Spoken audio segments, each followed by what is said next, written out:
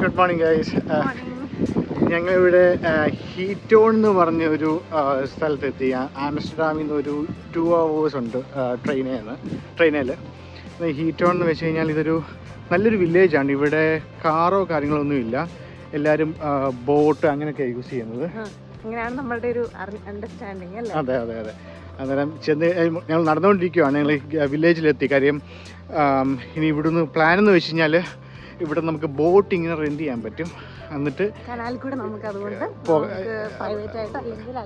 അല്ലെങ്കിൽ ഗൈഡഡ് ടൂറായിട്ട് നമുക്ക് എടുക്കാൻ പറ്റും. നമ്മൾ പ്രൈവറ്റായിട്ടാണ് എടുക്കുന്നത്.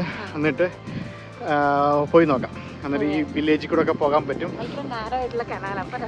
പിന്നെ ഭയങ്കര ബ്യൂട്ടിഫുൾ ആയിട്ടുള്ള ഇവിടുത്തെ വീടുകളൊക്കെ ഭയങ്കര രസമായിട്ട്. ഇവിടെ ആർക്കിടെക്ചർ ഭയങ്കര അടിപൊളിയാണ്. അപ്പം അടിപൊളിയായിട്ടുള്ള വീടുകളൊക്കെ കണ്ട് നല്ല ഗാർഡനൊക്കെ കണ്ട് അങ്ങനെ വരാൻ പറ്റുമെന്നാണ് പ്രതീക്ഷ.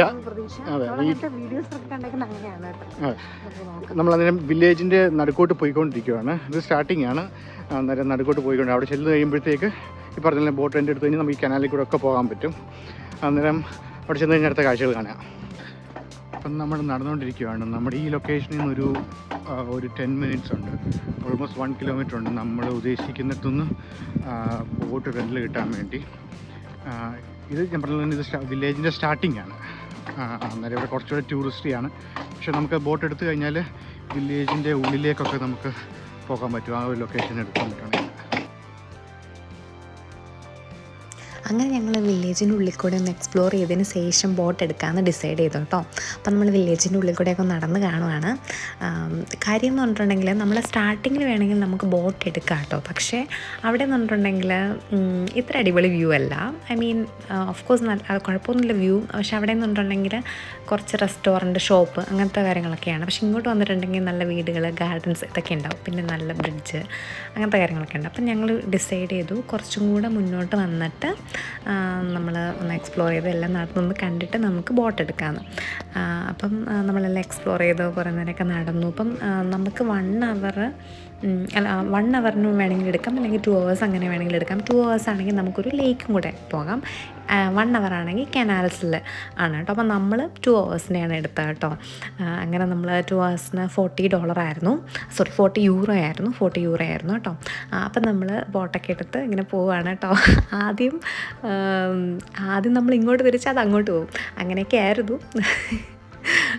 പിന്നെ റിവേഴ്സൊക്കെ എടുക്കാമെന്നൊക്കെ പറഞ്ഞാൽ ഭയങ്കര പാടായിരുന്നു. പിന്നെ ഭയങ്കര നാരോ ആയിരുന്നു കേട്ടോ. അപ്പം വന്നിട്ടുണ്ടെങ്കിൽ നിങ്ങൾക്ക് കാണാം ഒത്തിരി 1-2 ബോട്ടൊക്കെ വരുമ്പോൾ തന്നെ ഭയങ്കര പാടാണ് കേട്ടോ പോകാനൊക്കെ വേണ്ടിയിട്ട്. പക്ഷേ ഇങ്ങനെയൊക്കെയോ മാനേജ് ചെയ്തു. ഞാൻ ലേക്കിൻ്റെ അവിടെ പോകുമ്പോൾ ഒന്ന് ട്രൈ ചെയ്തായിരുന്നു കേട്ടോ. പക്ഷേ ഇവിടെ ഈ കനാൽസിൻ്റെ ഉള്ളിൽ ഇങ്ങനെ ഇപ്പോൾ കണ്ടോ നാരോ, നമുക്ക് 2 ബോട്ടിന് പോകാനുള്ള സ്പേസേ ഉള്ളൂ. അപ്പോൾ അവിടെ കൂടെ കുറച്ചും കൂടെ ഒരു ട്രിക്കി ആയിരുന്നു. പക്ഷേ ആദ്യമൊക്കെ കുറച്ച് പാടായിരുന്നു. അത് കഴിഞ്ഞ ശേഷം നമ്മൾ മാനേജ് ചെയ്തു കേട്ടോ. കുഴപ്പമില്ലായിരുന്നു.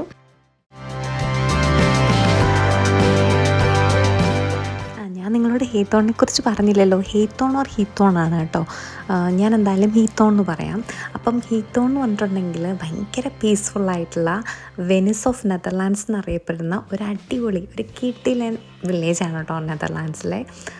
ഭയങ്കര പീസ്ഫുള്ളാണ്, ഞാൻ ചുമ്മാ പറയല്ല, ഭയങ്കര ബ്യൂട്ടിഫുള്ളുമാണ്.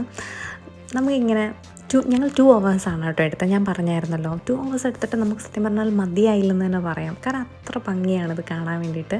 അതുപോലെ തന്നെ ഇവരുടെ ഗാർഡനും ലോണും ഒക്കെ എത്ര കിടിലനായിട്ടാണെന്ന് പറയാം മെയിൻറ്റെയിൻ ചെയ്യുന്നത്. ഭയങ്കര രസമാണ് കേട്ടോ കാണാൻ വേണ്ടിയിട്ട്. അതുപോലെ തന്നെ ഇവിടുത്തെ വീടുകളൊക്കെ കാണാൻ വേണ്ടിയിട്ട് ഒരു പ്രത്യേക ഭംഗി തന്നെയാണ് കേട്ടോ. പിന്നെ വേറൊരു കാര്യം ഹീത്തോണിനെ കുറിച്ച് പറയാനുള്ളത്, ഇതൊരു കാർ ഫ്രീ വില്ലേജാണ് കേട്ടോ. അതായത് ഈ വില്ലേജിനെ കണക്ട് ചെയ്യുന്നത് കനാൽസാണ്.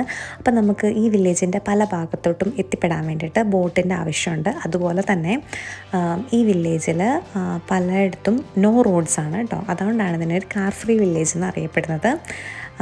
അപ്പോൾ ഭയങ്കര പീസ്ഫുള്ളായിട്ടുള്ള ഒരു അടിപൊളി വില്ലേജാണിത്. നമുക്ക് സത്യം പറഞ്ഞിട്ടുണ്ടെങ്കിൽ 2 hours ഒന്നും മതിയായില്ലായിരുന്നു. നെക്സ്റ്റ് ടൈം പോവുകയാണെങ്കിൽ എന്താണെങ്കിലും ഞങ്ങൾ ഈ സ്ഥലം വിസിറ്റ് ചെയ്യും. ഞങ്ങൾക്ക് അതുപോലെ ഇഷ്ടപ്പെട്ടിട്ടുണ്ടായിരുന്നു. പിന്നെ ഞാൻ ഇതിനു മുന്നേ ഈ വില്ലേജ് ആദ്യമായിട്ട് കാണുന്നത് തനി മലയാളിയുടെ വ്ളോഗിലാണ് കേട്ടോ. എനിക്ക് ഭയങ്കര ഇഷ്ടമാണ് തനി മലയാളീനെ. അപ്പം ഞാൻ തനി മലയാളിയുടെ വ്ളോഗിൽ ഇങ്ങനെ കണ്ടപ്പോൾ എനിക്ക് ഭയങ്കര ഇഷ്ടമായിരുന്നു. പിന്നെ അതുപോലെ തന്നെ ഞാൻ 1-2 വേറെ റീൽസിലും ഷോർട്സിലൊക്കെ കണ്ടിട്ടുണ്ട്. ഭയങ്കര ആഗ്രഹമായിരുന്നു കേട്ടോ ഇവിടെ വരണമെന്ന്.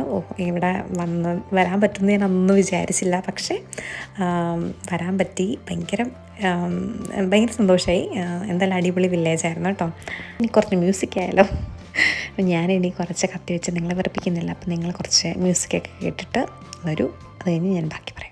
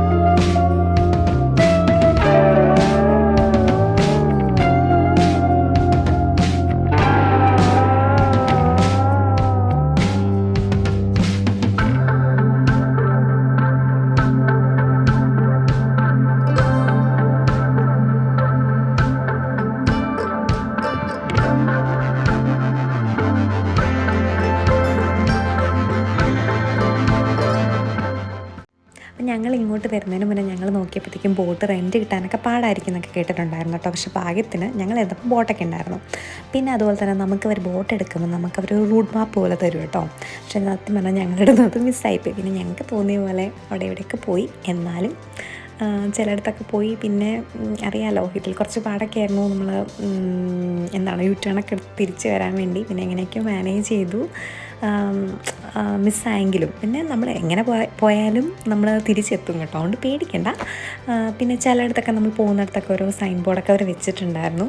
അങ്ങനെ നമ്മൾ നമ്മുടെ ലേക്കിലെത്തി കേട്ടോ, ബോട്ട് ഓടിച്ച്. പിന്നെ ലേക്കിൽ നിന്ന് ഞാൻ കുറച്ചൊന്ന് ട്രൈ ചെയ്തിട്ടുണ്ടായിരുന്നു. കാര്യം എന്ന് പറഞ്ഞിട്ടുണ്ടെങ്കിൽ ഇവിടെ ആകുമ്പോൾ ലേക്കിലാകുമ്പോൾ നമുക്ക് പേടിക്കേണ്ട കാര്യമില്ലല്ലോ, നമ്മൾ ആരെയും പേടിക്കത്തില്ലല്ലോ. കാര്യം കനാൽസിലാകുമ്പോന്നുണ്ടെങ്കിൽ ഭയങ്കര നാരമായതുകൊണ്ട് ശരിക്കും കറക്റ്റ് 2 ബോട്ടിന് പോകാനുള്ള ഒരു സ്പേസേ ഉള്ളൂ. അപ്പോൾ ഇവിടെ ആകുമ്പോന്നുണ്ടെങ്കിൽ ഇഷ്ടംപോലെ സ്പേസ് ഉണ്ട്. അങ്ങനെ ഞാൻ ട്രൈ ചെയ്തിട്ടുണ്ടായിരുന്നു കേട്ടോ. അടിപൊളിയല്ലേ, നമുക്ക് നല്ല രസമില്ല, നല്ല അടിപൊളി സ്കൈയും നല്ല കിടിലും ലേക്കും. അപ്പം ഇവിടുത്തെ വ്യൂവും അടിപൊളിയായിരുന്നു കേട്ടോ. നല്ല അടിപൊളി കാറ്റൊക്കെ ആയിട്ട് അങ്ങനെ കുറച്ച് നേരം ലേക്കിലെ വ്യൂ ഒക്കെ ആസ്വദിച്ച് ഞങ്ങൾ കുറച്ച് കിടിലും ഫോട്ടോസൊക്കെ എടുത്ത് അപ്പം നമ്മൾ തിരിച്ച് നമ്മൾ ബോട്ട് കൊടുക്കാൻ വേണ്ടിയിട്ട് നമ്മൾ മെല്ലെ പോവാണ്. നമ്മുടെ ടൈം ഓൾമോസ്റ്റ് കഴിഞ്ഞു. അങ്ങനെ നമ്മൾ ബോട്ടൊക്കെ റിട്ടേൺ കൊടുത്തു. പിന്നെ നമ്മൾ അവിടെ തന്നെ ഉള്ളൊരു റെസ്റ്റോറൻറ്റിൽ ഫുഡൊക്കെ കഴിച്ച് അങ്ങനെ നമ്മൾ തിരിച്ചു പോവാണ് കേട്ടോ.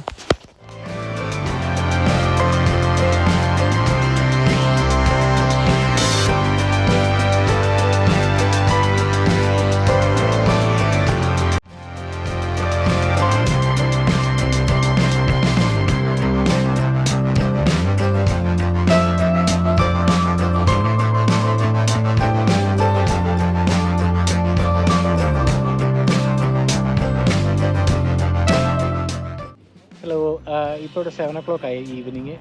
ഇന്നത്തെ അടുത്ത പരിപാടിയൊക്കെ കഴിഞ്ഞു. ഞങ്ങൾ മറ്റേ കനാൽ ക്രൂസൊക്കെ പോയി. അടിപൊളിയായിരുന്നു. ഞങ്ങൾ തിരിച്ചിനി പോവാം. ആംസ്റ്റർഡാം സെൻട്രലിലോട്ട് തിരിച്ചു പോവാം. മെട്രോ അല്ല, ട്രെയിൻ എടുത്തിട്ട് അന്നേരം ഓൾമോസ്റ്റ് 2 hours ഉണ്ട് ഇനി തിരിച്ച് ആംസ്റ്റർഡാം സെൻട്രലിലേക്ക്. ഇതാണ് കീറ്റോൺ ആംസ്റ്റർഡാമിൻ്റെ വിശേഷങ്ങൾ. അന്നേരം പുതിയ വീഡിയോ ആയിട്ട് നാളെ കാണാം. അന്നേരം വീഡിയോ ഇഷ്ടപ്പെട്ടെങ്കിൽ ലൈക്ക് ചെയ്യുക. Thank you.